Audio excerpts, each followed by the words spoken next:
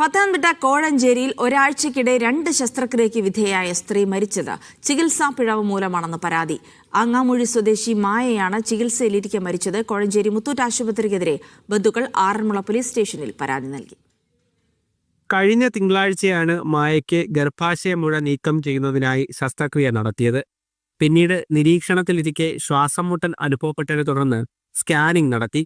ആദ്യ ശസ്ത്രക്രിയയിൽ കുടലിൽ മുറിവുണ്ടായെന്ന് സ്കാനിങ്ങിൽ വ്യക്തമായതോടെ കഴിഞ്ഞ ദിവസം വീണ്ടും ശസ്ത്രക്രിയ നടത്തുകയായിരുന്നു. ഇതോടെ ആരോഗ്യനില വഷളായ മായയെ വെന്റിലേറ്ററിലേക്ക് മാറ്റിയെങ്കിലും ജീവൻ രക്ഷിക്കാനായില്ല. 2 തവണ ശസ്ത്രക്രിയ നടത്തിയതിലുണ്ടായ പിഴവാണ് മായയുടെ മരണത്തിന് കാരണമെന്നാരോപിച്ച് ബന്ധുക്കൾ പോലീസിൽ പരാതി നൽകി.